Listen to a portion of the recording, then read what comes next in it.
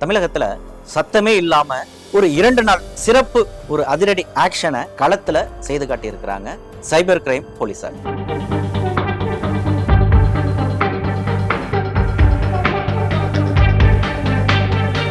அவங்க 2 நாள் நடத்தின அந்த அதிரடியில கல்லூரி மாணவர்கள் உள்ளிட்டு 837 பேரை அரெஸ்ட் பண்ணியிருக்கிறாங்க. பல்வேறு பொருட்களை அவங்க சீஸ் பண்ணியிருக்கிறாங்க. என்ன சங்கதி விரிவா பேசலாம்.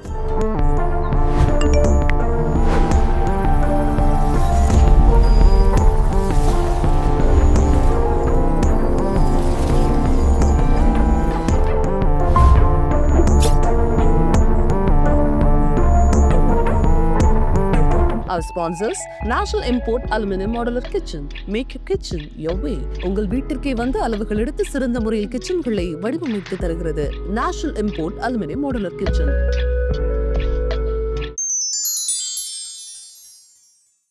தமிழகம் மட்டும் அப்படின்னு சொல்லிட முடியாது, நாடு முழுவதுமே ஒரு மாபெரும் அச்சுறுத்தல் அப்படின்னு இன்றைய டிஜிட்டல் யுகத்துல நம்ம சொல்றது அப்படின்னு சொன்னா டிஜிட்டல் அரெஸ்ட் மற்றும் சைபர் கிரைம் குற்றங்கள் தான் முன்னணியில இருக்கு. நாளுக்கு நாள் செல்போன்ல ஏதாவது ஒரு மெசேஜ் ஒன்று வருது, தெரியாதனமா ஒன்று தொட்டுட்டோம்னா அக்கௌண்ட்ல இருக்கிற காசு காலி.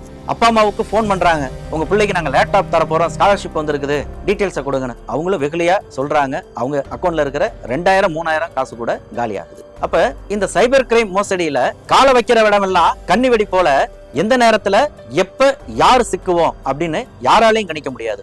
ஒரு மனுஷன் எதையாவது பண்ணி முன்னுக்கு வரலாம்னு பார்த்தா கால் வைக்கிற இடமெல்லாம் கண்ணி வெடி வைக்கிறாங்களே.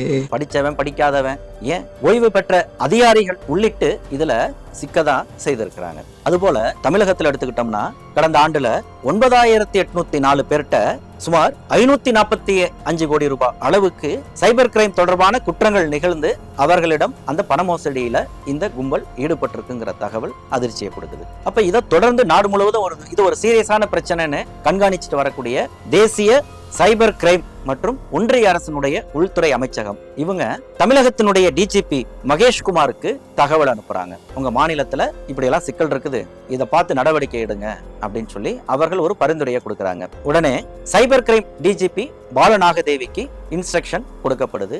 அதன் அடிப்படையில டிஜிபி பாலநாகதேவியினுடைய வழிகாட்டுதல்ல தமிழகம் முழுவதும் இருக்கக்கூடிய மாவட்டம் மற்றும் மாநகர் சைபர் கிரைம் போலீசார் அந்தந்த மாவட்டங்கள்ல அந்தந்த மாவட்டத்தினுடைய எஸ்பி மற்றும் கமிஷனர்களுடைய தலைமையில இந்த அதிரடி வேட்டையை நடத்தி இருக்கிறாங்க. ஆகஸ்ட் 6 மற்றும் 7 அந்த 2 நாள் நடந்த அந்த வேட்டையில 601 வழக்குகள் மோசடியில ஈடுபட்ட நபர்களுக்கு எதிராக வழக்கு பதிவு செய்து 837 பேரை தட்டி தூக்கி இருக்கிறாங்க. அதுல கணிசமானவங்க கல்லூரி மாணவர்கள். இந்த 837 பேரை கைது செய்ததனுடைய தொடர்ச்சியா அவர்கள் கொடுத்த தகவலின் அடிப்படையில் இருந்து 157 புதிய வழக்குகளை அவங்க போட்டிருக்கிறாங்க.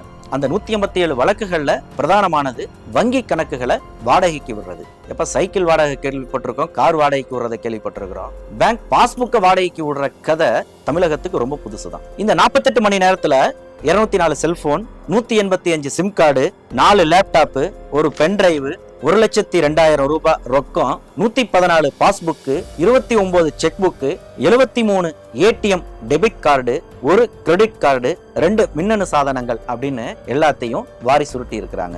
அது மட்டும் இல்லாம இந்த முதல் கட்டமா கைது செய்யப்பட்டவர்களுடைய தகவல்களில் இருந்து இவர்களோடு தொடர்புடைய 155 செல்போன் எண்களை, இந்த மோசடியில தொடர்புடைய எண்களை அவங்க கண்டறிந்திருக்கிறாங்க. 55 வங்கி அக்கௌண்டுகளை அவர்கள் அடையாளம் கண்டிருக்காங்க. இப்ப இந்த கைது நடவடிக்கையில கல்லூரி மாணவர்களும் கைது செய்யப்பட்ட அந்த சம்பவத்தை சொன்னோம். இதுல ஏன் கல்லூரி மாணவர்களை சைபர் கிரைம் போலீசார் குறி வச்சாங்க, அவங்களை ஏன் தூக்குனாங்க? அடுத்தது இந்த வங்கி கணக்குகளை வாடகைக்கு விடுறது அப்படின்னா சங்கதி என்ன?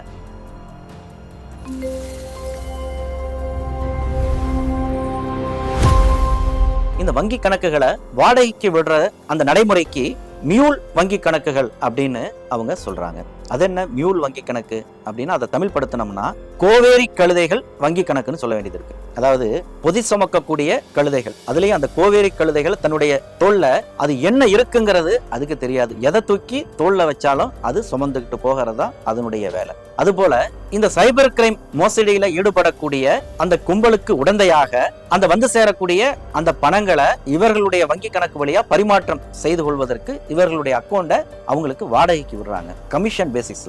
இந்தியாவுல பொதுவா பொதுவா உலக நாடுகள்ல ட்ரக் மியூல் அப்படிங்கிற அந்த டேம் வந்து பொதுவா பயன்படுத்தப்படுது. அதாவது போதைப் பொருட்களை கடத்தக்கூடிய கும்பல்களுக்கு பயன்படுத்தக்கூடிய வார்த்தை. சேம் இதே கோவேரி கழுதைகள் கான்செப்ட் தான். அவன் எதை எடுத்துட்டு போறான், அதை யாருக்கு கொடுக்க போறான், கொடுத்து அனுப்புனது யாரு, எந்த விவரமுமே தெரியாது. ஆனா சொன்னது போல அந்த பொருள் சேர வேண்டிய இடத்துக்கு போய் சேர்ந்துரும்.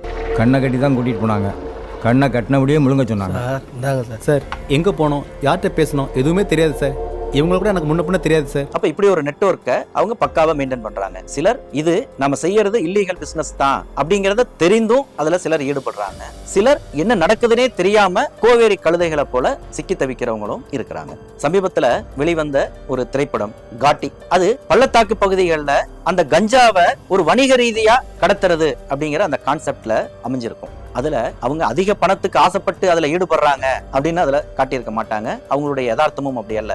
வேறு வழி இல்லாம பிழைப்புக்கு அதை ஒரு தொழிலா செய்யக்கூடியதை அந்த திரைப்படத்துல காட்டியிருப்பாங்க. அது போலதான் 10% கமிஷனுக்காக கல்லூரி மாணவர்களை குறிவைத்து அவர்களுடைய அந்த வங்கி கணக்குகளை இந்த சைபர் கிரைம் மோசடி கும்பல் முறைகேடாக பயன்படுத்தி இருக்கு. அதுல பல மாணவர்களுக்கு தங்களுடைய அந்த வங்கி கணக்குகள் இப்படி ஒரு சைபர் கிரைம் மோசடிக்கு தான் பயன்படுத்தப்படுது அப்படிங்கிறது தெரியாமலேயே நடக்கிற சம்பவமாகவும் இருக்கு. அதற்கு அவர்கள் சொல்லக்கூடிய காரணங்கள் பல்வேறு விதமா இருக்கு. இன்கம் டாக்ஸ் ப்ராப்ளம் வரும், அல்லது வேற ஒரு சிக்கல். இதனால உனக்கு எந்த சிக்கலும் கிடையாது. கவர்மெண்டே உனக்கு வந்து வருஷத்துக்கு இத்தனை லட்சம் வரைக்கும் நீ டிரான்சாக்ஷன் பண்ணா அது ஐடி கணக்குல வராது, சும்மா உன் கணக்குல போட்டுட்டு நீ அப்படியே மாத்தி விடுறதா உனக்கு வேலை, உனக்கு நான் இவ்வளவு கமிஷன் கொடுக்குறேன் அப்படின்னு அப்பாவி மாணவர்கள மண்டைய கழுவுற கதையும் நடக்குது. அல்லது இது சைபர் கிரைம் மோசடி தான் அப்படின்னு தெரிந்தே சொகுசா இருக்கணும், நல்லா சம்பாதிக்கணும், செலவு பண்ணணும் அப்படிங்கிற எண்ண ஓட்டத்தில் இருக்கக்கூடிய அந்த இளைஞர்களை குறிவைத்து அவர்களை பயன்படுத்துறது அப்படிங்கிறதும் இந்த ரெண்டு வகையா இந்த மோசடியில மாணவர்கள் ஈடுபடுத்தப்படுறாங்கிறது ஒரு யதார்த்தமா இருக்கு. ஏன்னா இந்த சைபர் கிரைம் போலீசாரனுடைய அந்த நடைமுறையிலேயே ஒரு மோசடி நடந்திருக்குது அப்படின்னா முதல்ல அவங்க டார்கெட் பண்றது அந்த வங்கி கணக்கை தான். சரி, அந்த வங்கி கணக்கை பயன்படுத்துறவன் தான் உண்மையான குற்றவாளின்னு நம்ம திருச்சி மாநகர போலீசாருக்கு அப்படி ஒரு அனுபவங்கள் எல்லா போலீசாருக்கும் ஏற்பட்ட அனுபவம் தான். அப்படி ஒரு அனுபவம் நடந்தது. இவங்க மாநிலம் விட்டு மாநிலம் போறாங்க, பாகிஸ்தான் பார்டர் வரைக்கும் போயிடுறாங்க. போனா அங்க ஒரு அப்பாவி விவசாயினுடைய அக்கௌண்ட் நம்பர், அது அவருக்கும் இந்த மோசடிக்கும் எந்த சம்பந்தமுமே இல்லை. அவருக்கு அப்படி ஒரு அக்கௌண்ட் இருக்கிறதே அவருக்கு தெரியாது. அப்ப அவருடைய செல்போன் எண், ஆதார் கார்டு உள்ளிட்ட விவரங்களை பயன்படுத்தி ஒரு கும்பல் இப்படி போன்ற அப்பாவிகளுடைய வங்கி கணக்குகளையும் பயன்படுத்திட்டு இருக்காங்கிறதா அதிர்ச்சிகரமான ஒரு தகவலா இருக்கு. குறிப்பா இந்த வங்கி கணக்குகளை வாடகைக்கு விடக்கூடிய அந்த இளைஞர்களுடைய யாரெல்லாம் அப்படி விடுறாங்க அப்படின்னா அந்த விடல பசங்கன்னு சொல்ற மாதிரி 25 வயசு பசங்க தான் பெரும்பாலும் இதுல ஈடுபடுறாங்க. ஒரு 35 வயதுக்குள்ளார இருக்கக்கூடிய இளைஞர்கள் கணிசமானோர் இதுல சிக்கி இருக்கிறாங்க. படிச்சு முடிச்சுட்டு வேலை இல்லாம இருக்கிறது, இது போன்ற காரணங்களும் பின்னணியில இருக்கு. ஆக நம்ம முன்னாடியே சொன்னது போல தெரிந்தே செய்யறது ஒரு ரகம், அவர்களுக்கே தெரியாம இந்த மோசடியில அவங்க சிக்க வைக்கப்படுறதுங்கிறது ரெண்டாவது ரகம். அப்ப இதுல நாம தான் விழிப்போட இருக்கணும். இன்னைக்கு டிஜிட்டல் யுகத்துல போலீசார் எல்லாத்தையுமே ஒரு டிஜிட்டலாகவே அவங்க கண்டறிய முடியும், உங்களை கண்காணிக்க முடியும். அதற்கான வாய்ப்புகள் அப்படிங்கிறது இன்றைய ஏஐ காலத்துல ரொம்ப சர்வசாதாரணமா மாறிடுச்சு. அதனால போலீசாரனுடைய பிடியிலிருந்து நம்ம தப்பிச்சிருவோம், ரொம்ப சாதுரியமா பண்றோம் அப்படிங்கிற மாதிரி இது போன்ற ஏஜென்ட்டுகளை நம்பி 10% 20% அந்த கமிஷனுக்கு ஆசைப்பட்டு அந்த சொகுசு வாழ்க்கை மீதான அந்த மோகத்திலிருந்து நீங்க யோசிக்கலாம். ஆனா வழக்குல சிக்கிட்டா வகையா வச்சு செஞ்சிருவாங்க, பாத்துக்குங்க. ஆனா என்னதான் போலீசார் இது போல அதிரடிகளை அவ்வப்போது நடத்திட்டு இருந்தாலும் அந்த சைபர் கிரைம் அப்படிங்கிறது குறைந்த பாடு இல்லை. அது வேற வேற வடிவங்கள்ல அது இன்னும் மோசமான ஒரு பாதிப்பை ஏற்படுத்திட்டு தான் இருக்கு அப்படிங்கிறது தான் யதார்த்தமாகவும் இருக்குது. ஆனாலும் இது போன்ற அந்த மோசடி பேர்வழிகளுக்கு ஒரு பயத்தை கொடுக்கக்கூடிய வகையில தமிழக போலீசார் நடத்தி இருக்கக்கூடிய அந்த 2 நாள் ஆபரேஷன் அப்படிங்கிறது ஒரு நல்ல மாற்றத்தை கொடுக்கணும் அப்படிங்கிறது தான் எல்லோரோட எதிர்பார்ப்பாகவும் இருக்கு. இந்த சைபர் கிரைம் மோசடியினுடைய மற்ற பரிமாணங்களையும் தொடர்ந்து பேசுவோம். தொடர்ந்து இணைந்திருங்கள். நன்றி.